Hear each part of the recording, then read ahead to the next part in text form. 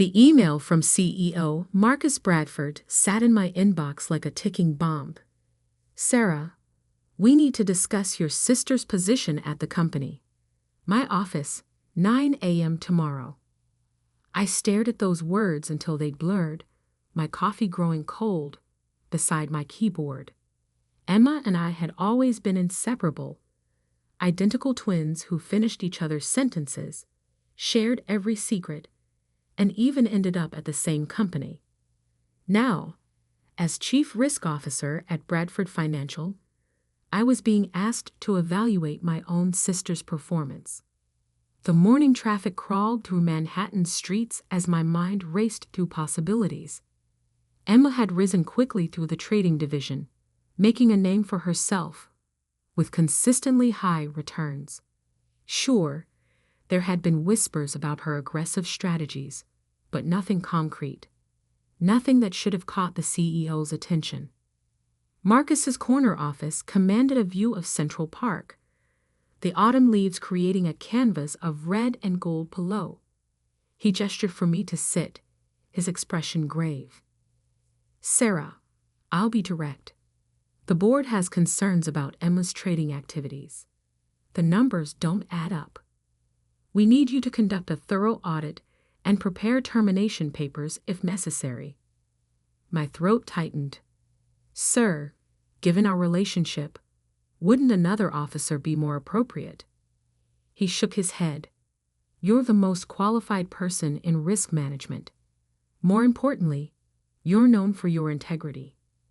The board trusts you to be objective, family or not. I left his office feeling like I was drowning. In the elevator, I caught my reflection, the same dark hair and green eyes as Emma. But today the similarities felt like a curse. How could I investigate my own twin? Back at my desk, I began pulling Emma's trading records. Everything looked perfect on the surface. Consistent profits, well-documented strategies, detailed reports. Too perfect, perhaps. I dug deeper, cross-referencing timestamps, comparing market data, looking for patterns that others might have missed. That's when I found the first discrepancy. A series of trades executed milliseconds apart, each one small enough to fly under regulatory radar, but together they painted a troubling picture. I expanded my search, going back months, then years. My hands trembled as I compiled the data. This wasn't just aggressive trading, this was systematic fraud. Complex algorithms disguised as normal market activities. Phantom trades that existed only on paper. And somewhere in all of this, $12 million that couldn't be accounted for. Working late? Emma's voice made me jump. She stood in my office doorway, elegant in her designer suit, wearing the confident smile that had helped her charm clients and colleagues alike. Just catching up on some reports, I said, carefully closing the files on my screen. You? Closed another big deal today. She perched on the edge of my desk, just as she used to sit on my bed during our late-night talks growing up. The clients are ecstatic. Marcus will have to consider me for the director position now. I studied her face, my face, essentially, looking for any sign of guilt or worry. There was none, just the same self-assured expression she'd worn since we were kids when she convinced me to switch places for exams or cover for her sneaking out. That's great, I managed. Hey, want to grab dinner this weekend? We haven't really talked lately. Can't. Flying to Aspen with James. She checked her watch. A Patek Philippe that probably cost more than my annual salary. Speaking of which, I should head out. Don't work too hard, sis. After she left, I sat in the darkening office, my mind spinning. The sister I thought I knew everything about was now a stranger. The same person who'd held my hand through our parents' divorce, who'd been my constant ally in a world that often struggled to tell us apart, had been orchestrating a massive financial fraud right under my nose. I pulled up the company's ethics policy on my screen, the words blurring as tears threatened to fall. As Chief Risk Officer, my duty was clear, but as a sister, the weight of my discovery pressed down like a physical thing, making it hard to breathe. My phone buzzed, a text from Emma. "Hey, almost forgot.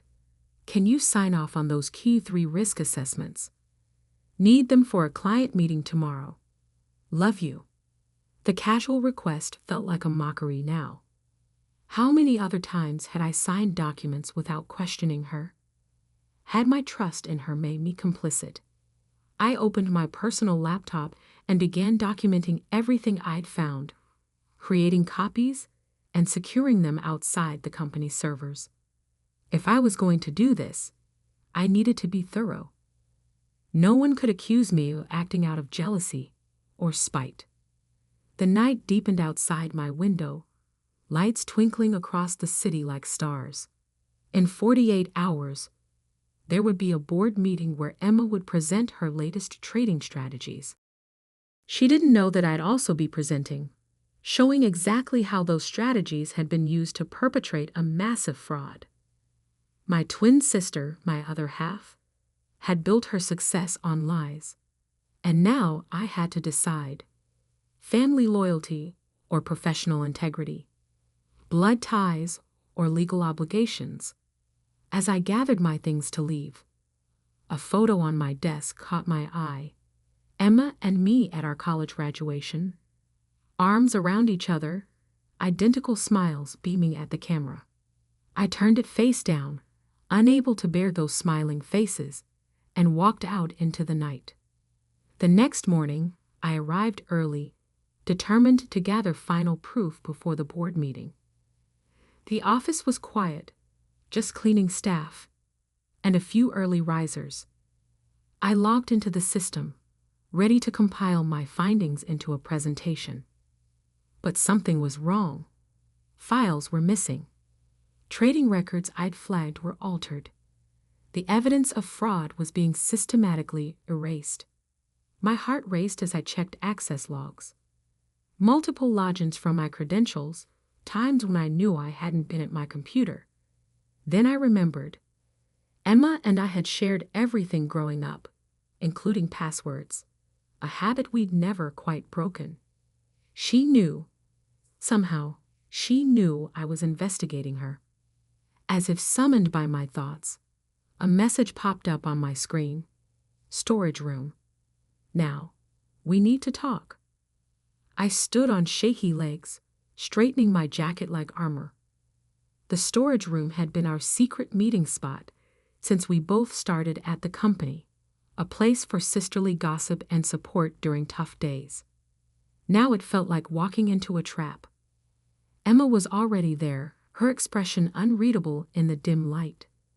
For a moment, we just stared at each other, mirror images caught in an impossible situation. "Why?" I finally asked.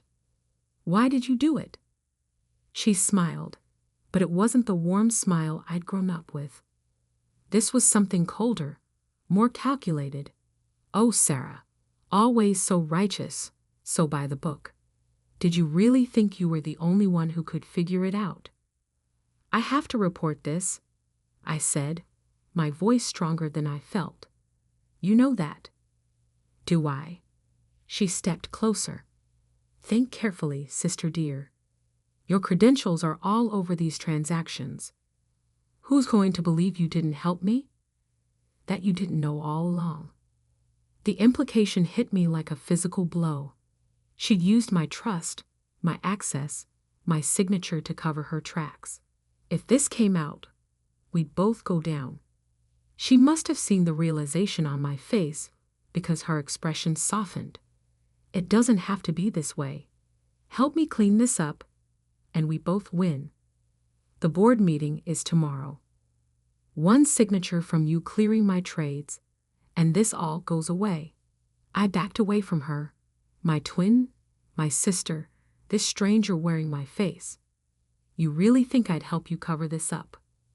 "Family first," she said, using the words our mother had drilled into us since childhood. We're twins, Sarah. Two halves of the same whole. You really want to destroy that? I turned and walked out, her words following me like shadows. Back at my desk, I stared at my blank screen, mind racing. The evidence was gone, erased or altered beyond recovery. Without proof, it would be my word against hers. And she was right. My credentials were tangled up in everything. Any investigation would implicate me too. But as I sat there, a memory surfaced. Something Grandma had told us when we were little, after catching Emma blaming me for a broken vase. The truth always finds a way out, dear ones. Always. I opened my email and began to type. Mr. Bradford, regarding tomorrow's board meeting. The first rays of dawn were breaking over the city, painting the sky in shades of promise and warning. In a few hours, I would walk into that boardroom and change everything. But first, I had work to do. The morning of the board meeting, I arrived at Bradford Financial 2 hours early. The sky was still dark, the office floors eerily quiet, except for the hum of computers and the occasional cleaning staff member. I had work to do before everyone arrived. Last night, after Emma's threat in the storage room, I'd remembered something crucial. In my first month as Chief Risk Officer, I'd implemented a shadow backup system, a secure, encrypted server that automatically mirrored all trading data. It was a precaution I'd insisted on after a major bank lost millions in a data crash. Emma didn't know about it. Nobody did, except the IT director who'd helped set it up. My hands trembled slightly as I entered the complex series of passwords. If Emma had somehow found this too. But no, the files were there. Every transaction, every altered record, every fraudulent trade, all preserved in their original form. Working early? I jumped at the voice. Marcus Bradford stood in my office doorway, looking impeccable in a charcoal suit despite the early hour. Sir, I need to show you something before the meeting. For the next hour, I walked him through what I'd found. The complex web of fraudulent trades, the manipulated timestamps, the shell companies Emma had created to hide the money trail. His face grew increasingly grave as he studied the evidence. 12 million, he finally said, running a hand through his silver hair. Right under our noses. And you're certain about this? I handed him a USB drive. Everything's here, including proof that my login credentials were used without my knowledge. He pocketed the drive, his expression unreadable. The board meets in an hour. Be ready. By 9, the tension in the boardroom was palpable. 14 people sat around the massive mahogany table, all focused on their tablets where the meeting agenda glowed. Emma sat near the head of the table, looking confident in a navy Armani suit that probably cost more than my monthly salary. When she caught my eye, she gave me a small smile. My stomach churned. Did she really think I would back down? That I would help her cover this up. Marcus called the meeting to order. Before we begin, there's been a development regarding the trading division's performance reports. Emma's smile widened as she reached for her presentation materials. Yes, I have the quarterly numbers right here. Not those reports. Marcus cut in. His voice was steel. Sarah, please proceed. I stood, my legs steadier than I expected. With a click of my remote, the room's screens lit up with transaction records, bank transfers, and damning evidence that I'd reconstructed from the backup server. Over the past 18 months, I began, my voice clear in the hushed room. A sophisticated fraud scheme has been operating within our trading division, using manipulated algorithms and phantom trades Approximately $12 million has been diverted through a network of shell companies. Emma's face went from confident to confused to pale as I continued my presentation. I showed the board everything: the fake trades, the altered timestamps, the money trail that led to offshore accounts. "This is ridiculous," Emma interrupted, standing up so abruptly her chair rolled backward. "These are legitimate trades. Sarah's just jealous because I've outperformed every metric." "Sit down, Miss Sullivan," Marcus ordered. "Your credentials were used to access and alter company records at 3 a.m. this morning. Care to explain that?" Emma's eyes darted to me, a flash of betrayal crossing her face. I was home asleep. Someone must have hacked. "We have security footage," I said quietly, "and the original records from a secure backup server you didn't know about." The color drained from her face. She sank back into her chair, her perfectly manicured hands gripping the armrests. "Given the severity of these allegations," Marcus continued, "I've already contacted the SEC and our external auditors. Ms. Sullivan, please surrender your company ID and devices. Security will escort you out." "You can't do this." Emma's voice shook. "Sarah, tell them. Tell them you helped me. Your credentials are all over these trades." I met her desperate gaze. "No, Emma, I didn't help you. You stole my passwords, used my trust, and tried to frame me when you got caught." Two security guards appeared at the boardroom doors. Emma's face contorted with rage as she stood. "Family first, remember? We're supposed to protect each other." "I am protecting you," I said softly, "from continuing down this path, from becoming someone who thinks it's okay to steal and lie and betray the people closest to them." She laughed, a harsh sound that didn't match her elegant appearance. "You self-righteous bitch. You really think you're better than me? That you're doing the right thing? Watch your back, sister dear.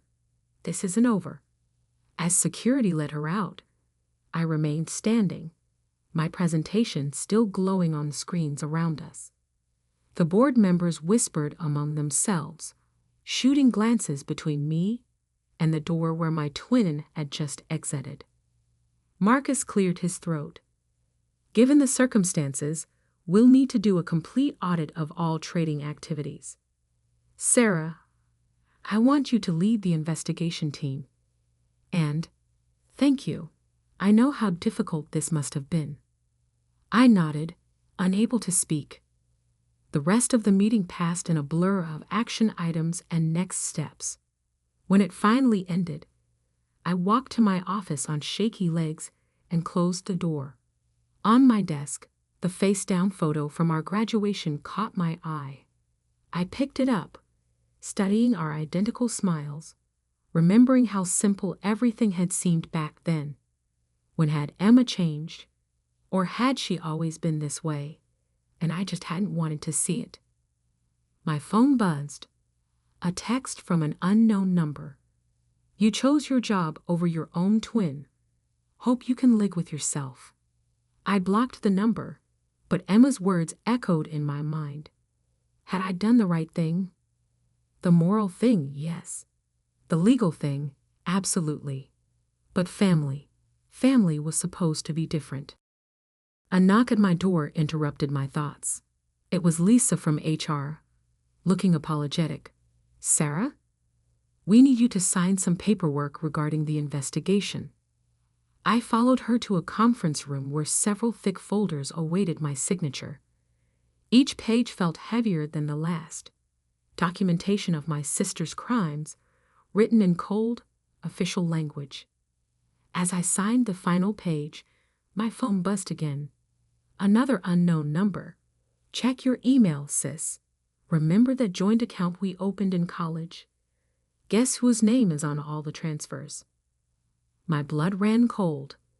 I'd forgotten about that account. We'd opened it together for spring break savings, sharing the login like we shared everything else. Had she used it for the stolen money? Racing back to my office, I pulled up my email. There it was. Bank statements showing transfers from our joint account to known shell companies. My name, clear as day, on every transaction. Emma's final trap. Even as she was being caught, she'd made sure I couldn't escape unscathed. I stared at my computer screen, watching as my carefully constructed world began to crumble. The investigation I'd started was about to become much more complicated. And somewhere out there, my twin sister was smiling. 3 days after Emma's dramatic exit from Bradford Financial, I sat in my apartment surrounded by bank statements, old emails, and a growing sense of dread. The joint account she'd mentioned wasn't just a spring break savings account anymore. It had become a complex web of transactions that seemed designed to implicate me in her fraud. My phone rang. Marcus Bradford's number. My hand shook slightly as I answered. Sarah, the FBI's forensic team found something interesting. His voice was carefully neutral. Care to explain why your name is on transfers totaling over $2 million? I closed my eyes, feeling the walls closing in. Sir, that account, it's complicated. Emma and I opened it in college. I haven't used it in years, but we never closed it. Come to the office. Now, bring any documentation you have. The drive to Bradford Financial felt like heading to my own execution. The morning sun glinted off the building's glass facade, a stark contrast to the darkness I felt inside. In the lobby, 2 FBI agents waited with Marcus. Ms. Sullivan. The female agent stepped forward. I'm Agent Carter. We need to discuss some financial records. The next 4 hours were grueling. Every transaction, every password change, every login was scrutinized. I explained the history of the joint account, provided old emails showing I hadn't accessed it in years, handed over my personal bank statements proving I hadn't received any stolen funds. There's something else, Agent Carter said, sliding a document across the table. We found this in your sister's apartment. It was a letter, dated 3 years ago, in what appeared to be my handwriting. In it, I detailed plans to manipulate trading algorithms and divert funds. A perfect piece of evidence implicating me as the mastermind. That's not my signature, I said, studying the letter. Emma and I used to forge each other's handwriting as kids. We made it into a game, seeing who could do it better. A game that's now being used against you, Marcus observed grimly. Agent Carter leaned forward. Ms. Sullivan, we need you to help us understand your sister's methods. How she thinks, how she plans. You're our best chance at tracking down the missing millions. I looked at the fake letter again, remembering all the times Emma and I had cockered for each other growing up. But this wasn't about switching places for a math test anymore.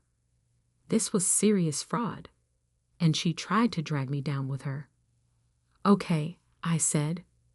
I'll help. But first, there's something you need to see. I pulled out my laptop and opened an encrypted folder labeled Twin Tricks, a detailed record of every time Emma had impersonated me over the years. Every forged signature, every switched identity, every borrowed password. I'd started keeping track in college, not out of suspicion, but because I was amazed at how often we got away with it. This is thorough, Agent Carter muttered, scrolling through the files. Emma thinks she knows all my secrets, I said, but she forgot that I know all of hers too. Over the next week, I worked with the FBI team, helping them understand Emma's patterns, her favorite hiding spots for money, her methods for covering her tracks, the ways she manipulated people and systems. Then came the breakthrough. The money's in Singapore, I told Agent Carter, pointing to a series of transactions. Every summer growing up, we played Monopoly with our grandfather. Emma always hid her money under the Singapore property card. She thought it was lucky. Within hours, the FBI had frozen accounts at 3 Singapore banks. $9 million of the stolen $12 million was recovered.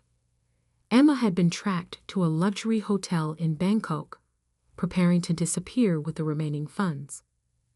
The arrest made international news. Twin sisters in Wall Street fraud drama, the headlines screamed. Photos of us side by side, in court, at work, at our graduation, splashed across financial websites and newspapers. I watched the coverage from my office, where I'd been cleared of any wrongdoing. The documentation I'd kept, combined with the evidence from the shadow backup server, had protected me from Emma's attempts to share the blame. Then came the text I'd been dreading. Mom wants to see you. Hospital. Room 318. Our mother had been admitted with chest pains after Emma's arrest. I hadn't visited, couldn't face her disappointment. But now, the hospital corridor seemed endless. In room 318, Mom lay pale against white sheets, looking older than her 60 years. Sarah. Her voice was weak. Why didn't you protect her? I sat in the hard plastic chair beside her bed. Mom, Emma stole $12 million. She tried to frame me for it. How was I supposed to protect her from that? You're twins. You're supposed to look out for each other. Tears rolled down her cheeks. Now one of my daughters is going to prison. And the other daughter? I asked quietly. The one who did the right thing. What about her? Mom turned her face away. Just go. I stood, my own tears threatening to fall. At the door, I paused. You know what, Mom? Emma chose this path. She chose to steal, to lie, to betray everyone who trusted her, including me, especially me. I didn't put her in prison. She did that to herself.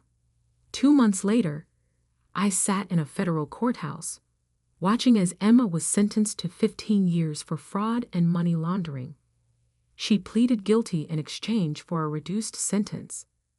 When they led her away, she turned to look at me. For a moment, I saw a flicker of the sister I'd grown up with, the other half of my whole. Then her expression hardened, and she was gone. Outside the courthouse, reporters shouted questions. Sarah, how does it feel to send your twin sister to prison? Do you regret turning her in? Will you ever forgive her? I pushed through them to where Marcus waited by a company car. Ready to go back to work? He asked. I nodded. The board had named me head of global risk management, with a mandate to strengthen our fraud prevention systems. My first project? Implementing the shadow backup server across all divisions. That evening, I returned to my apartment and finally unpacked the box of family photos I'd hidden away after Emma's arrest. Each image told a story. Birthdays, holidays, graduations. 2 identical girls growing into 2 very different women. My phone buzzed. A message from an unknown number. My heart stopped until I read it. Ms. Sullivan, this is Agent Carter. Final recovery complete. All stolen funds returned to Bradford Financial. Thought you'd want to know. I picked up the graduation photo I'd kept face down for so long. 2 smiling faces, 2 identical futures full of promise. Emma had chosen her path, and I had chosen mine. Opening my laptop, I began typing my weekly risk management report. Tomorrow, I would walk into Bradford Financial not as Emma's twin, not as the woman who uncovered a massive fraud, but simply as Sarah Sullivan, head of global risk management. And that was enough. My phone buzzed again. Mom, I let it go to voicemail. Some relationships, like some investments, weren't worth the risk anymore. Outside my window, the city lights twinkled like stars, each one a reminder that sometimes the hardest choices are the right ones. I had lost my twin, my mirror image, my other half. But I had kept something more valuable, my integrity. And in the end, that was the only reflection that mattered. I never wanted to be a doctor. That might sound ungrateful. After all, medicine is a noble profession, one that many dream of pursuing. But for me, it was a gilded cage, a path chosen by my parents that slowly suffocated my true passion. My name is Safia Chin, and I've been living a double life for the past 6 years. To my parents, I'm Dr. Chin, the dutiful daughter who followed the path they paved. To the art world, I'm Aurora Knight, one of the most sought-after contemporary artists in New York, known for paintings that sell for millions. And neither world knows about the other. The irony of my situation hit me hardest this morning as I stood in the newly renovated wing of Metropolitan General Hospital, my parents' pride and joy. They've both been prominent surgeons here for 30 years. The hospital was unveiling its new Healing Through Art initiative.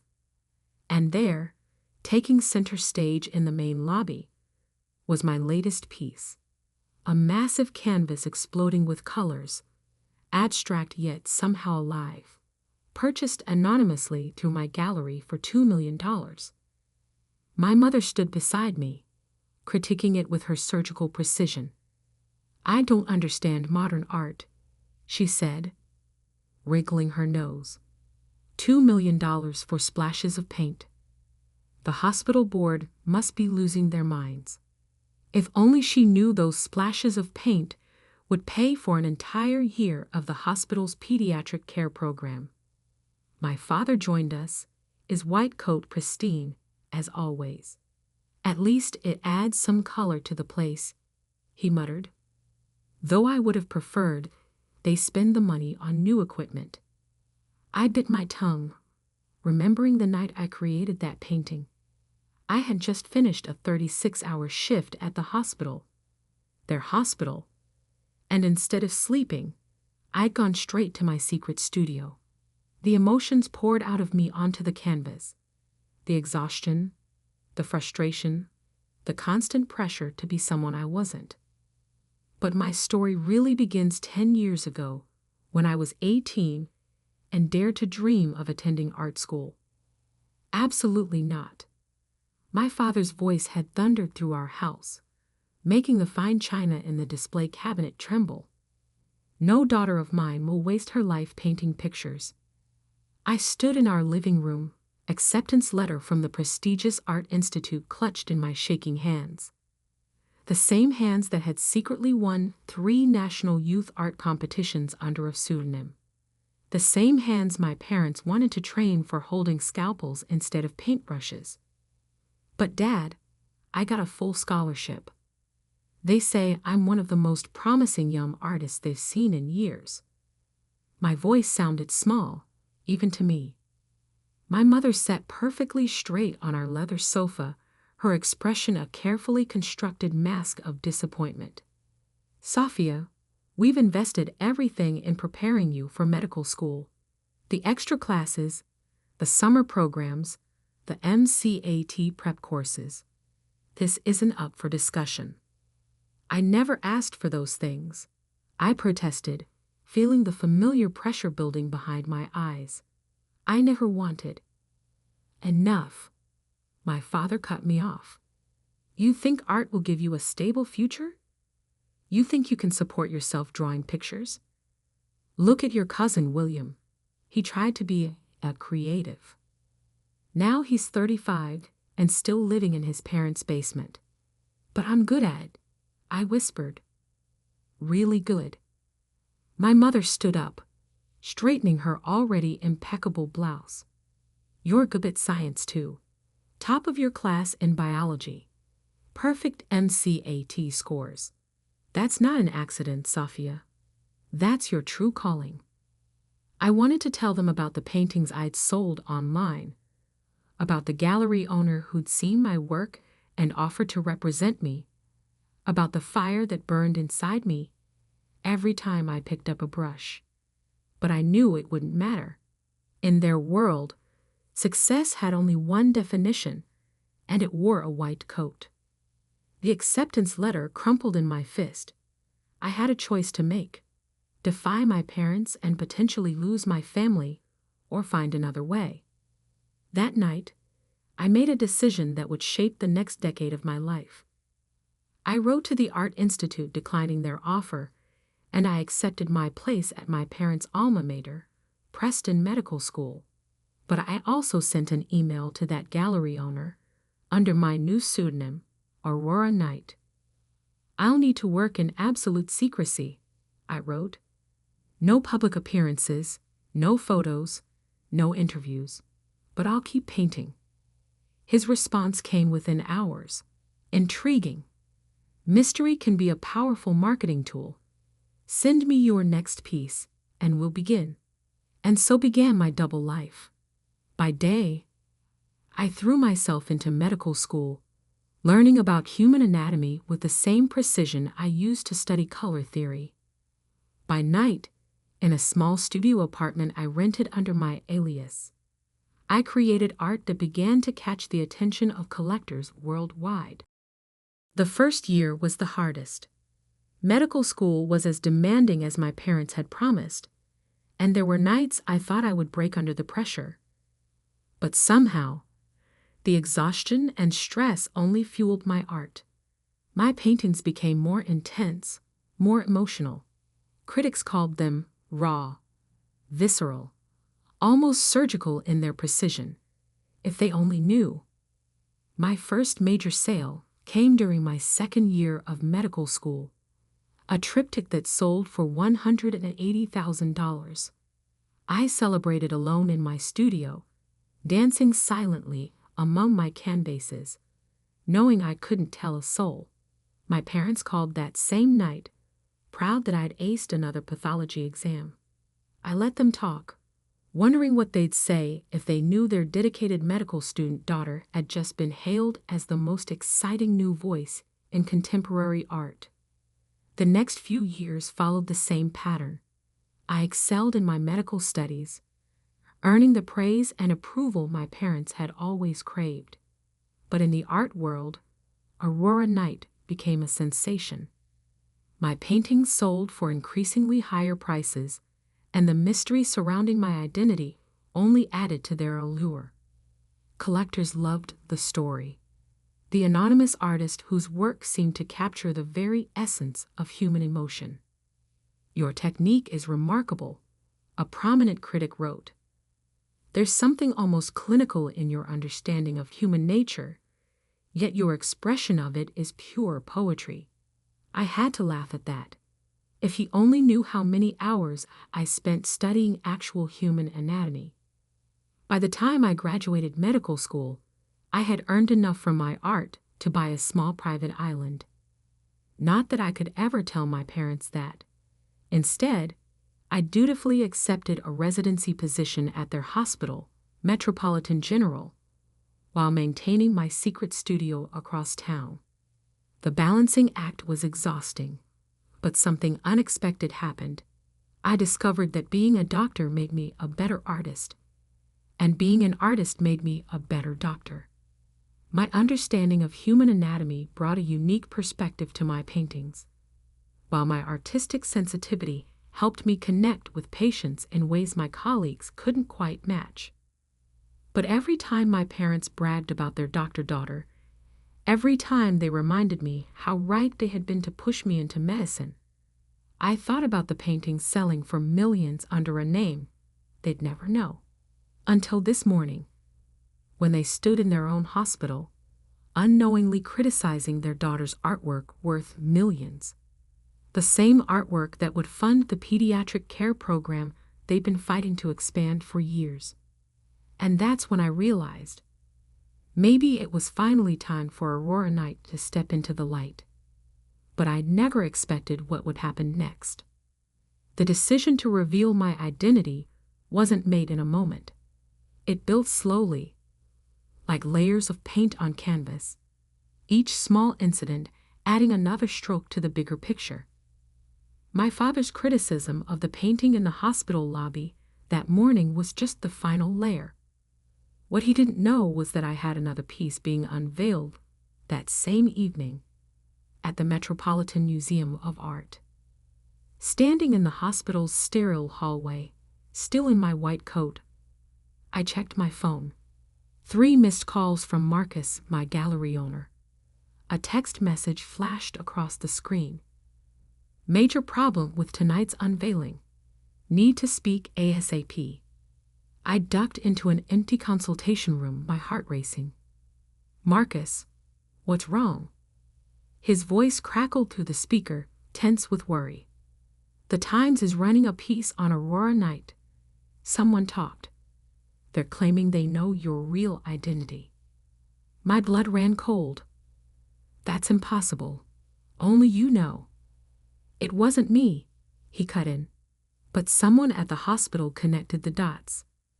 They've noticed you're never on shift during Aurora Knight's major shows.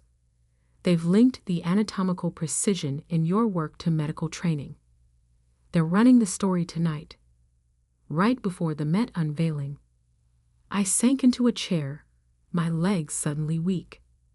6 years of careful secrecy, about to unravel because I'd been careless with my shift scheduling. Can we stop it? I whispered. Not unless you want to confirm or deny on record.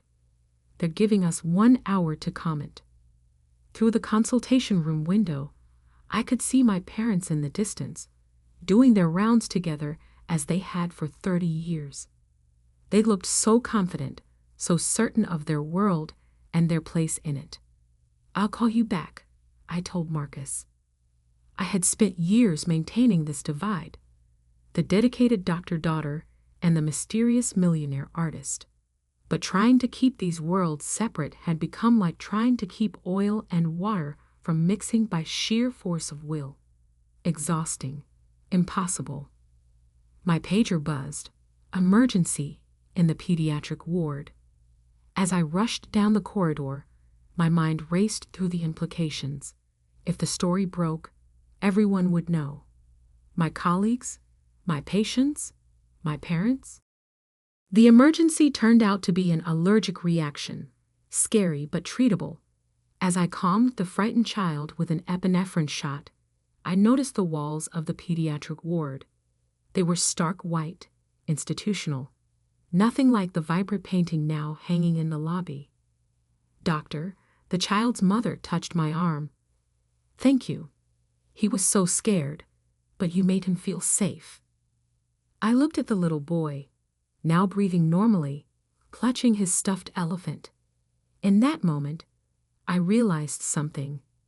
I was good at this, not because my parents had forced me into medicine, but because I brought my whole self to it, including the artist they tried to suppress. I stepped out of the room and called Marcus back. Don't fight the story, I said firmly. In fact, I'll give them something better. Tell them Aurora Knight will be attending tonight's unveiling in person, for the first time ever. Silence on the other end. Then, are you sure? This changes everything. Everything's already changing. Might as well do it on my terms. I hung up and did something I'd never done before. I requested an emergency evening off. My supervisor was surprised. I was known for never asking for schedule changes, but agreed given my outstanding record. Then I called my parents' office. Mom, Dad, I need you to come to the Metropolitan Museum of Art tonight. There's something you need to see. The museum? My mother sounded confused. Sophia, we have dinner plans with the hospital board. Please, I cut in. This is important.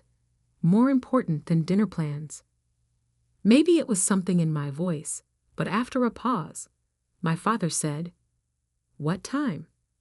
At home, I opened the secret closet where I kept my Aurora Night persona. Unlike my practical doctor's wardrobe, these clothes were all artistic expression, carefully curated pieces that made statements without saying a word. I chose a hand-painted silk dress, one of my own creations, each brush stroke telling part of my story. As I dressed, I thought about the painting being unveiled tonight. It was different from my others, more personal, more revealing. I had titled it Daughter of Medicine, and into it I had poured all the complexity of my double life. The central figure was a woman in a white coat, but her shadow on the wall was an artist at an easel. Medical instruments morphed into paintbrushes, hospital corridors bloomed with color, and throughout it all ran the steady rhythm of a heartbeat monitor, rendered in gold leaf. I had created it during a week of night shifts in the ICU, each layer added during stolen moments between rounds, the paint sometimes mixing with my tears of exhaustion. It was both confession and declaration, and tonight it would sell for $3.5 million if the sale still went through after my revelation. My phone buzzed again. Marcus. The Times agreed to hold the story until after the unveiling, but social media is already buzzing with speculation. You're trending. I looked at myself in the mirror. The elegant artist's dress, my hospital ID, still clipped to my bag out of habit. For the first time in years, I felt whole, undivided. Good, I said. Let them talk. The museum was already crowded when I arrived. The unveiling was the social event of the season, made even more exciting by rumors that the mysterious Aurora Night might actually appear. I spotted my parents near the entrance, looking uncomfortable and out of place in their business attire. They hadn't seen me yet. Behind them, under a velvet drape, waited my painting, my truth. In less than an hour, everything would change. Marcus appeared at my elbow, looking nervous. The press is here in force. Last chance to back out. I shook my head. Not this time. The museum director approached the podium, tapping the microphone. Ladies and gentlemen, welcome to this historic evening. I began moving through the crowd toward my parents, my heart pounding but my steps steady. Years of hospital emergencies had taught me how to stay calm in a crisis. The director was still speaking, and we are honored to announce that tonight, after 6 years of mystery, the artist known as Aurora Night. I reached my parents just as the velvet drape began to fall. Mom, Dad, I said softly, there's something I need to tell you. They turned, their eyes widening as they took in my appearance. So different from their proper doctor-daughter. Behind them, the painting was now fully revealed, and gasps rippled through the crowd. I'm Aurora Night.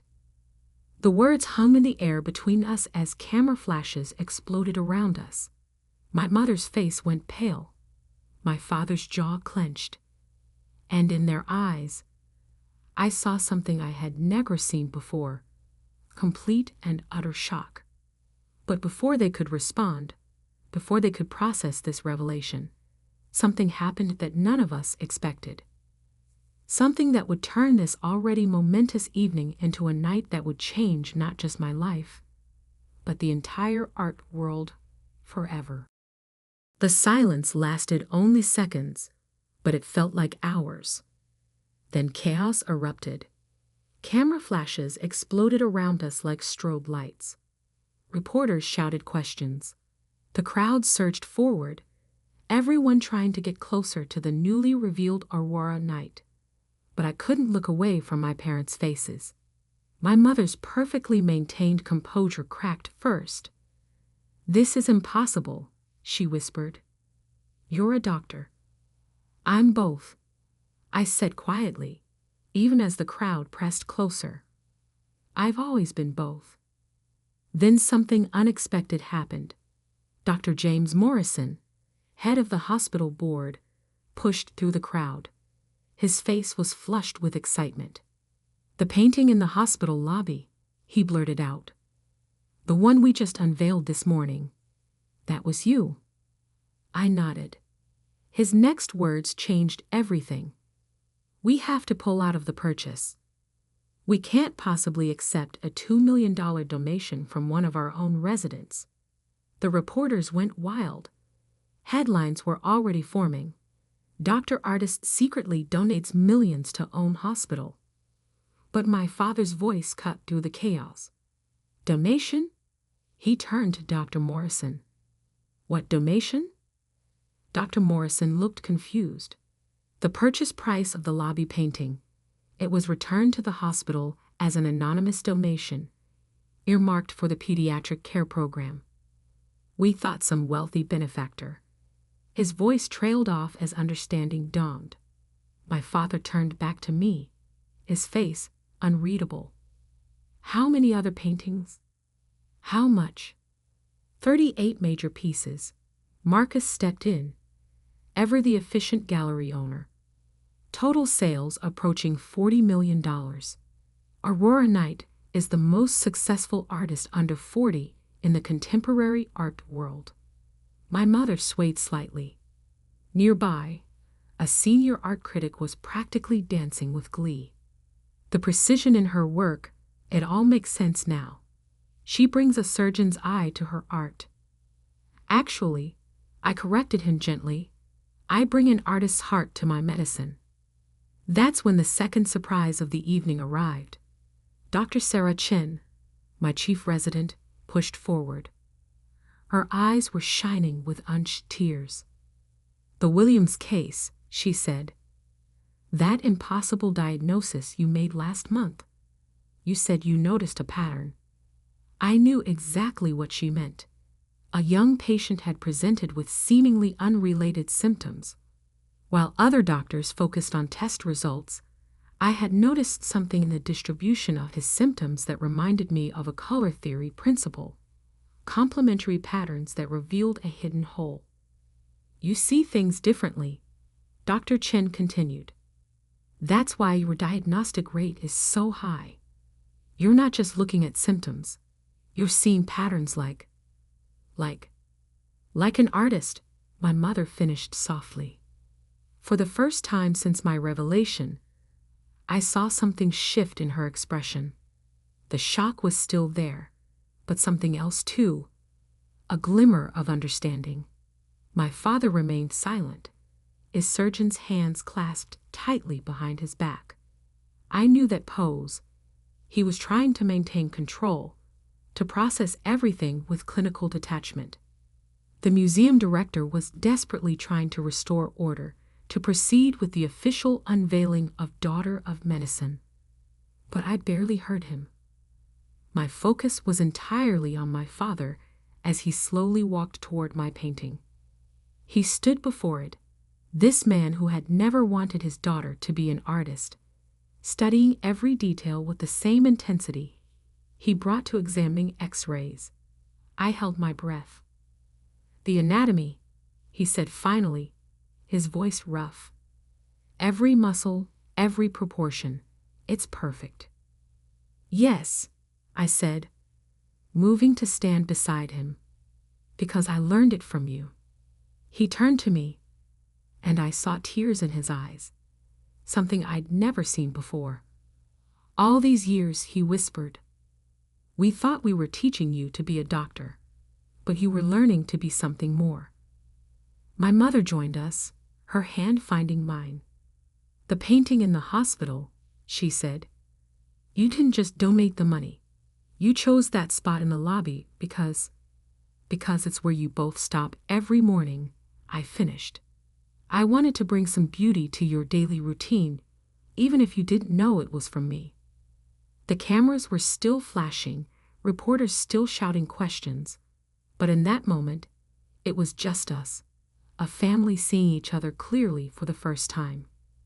Marcus approached cautiously. Sophia, the buyers are waiting.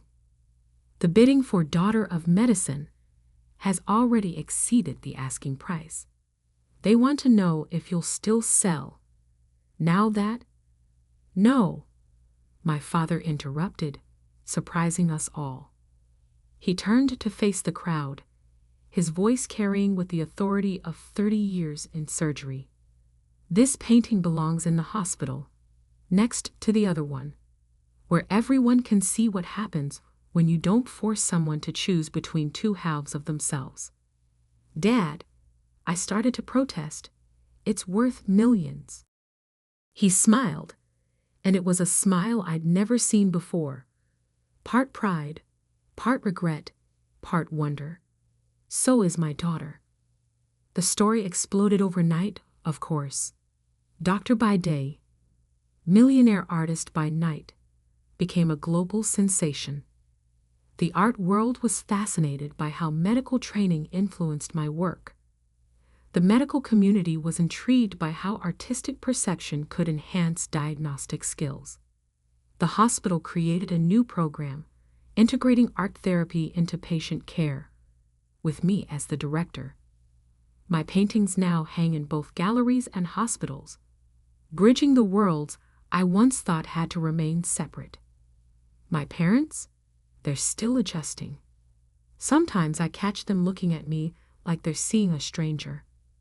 But more often, they're looking at my work, both medical and artistic, with new eyes. Last week, I found my father in front of the lobby painting, studying it during his morning rounds. I was wrong, he said without turning around.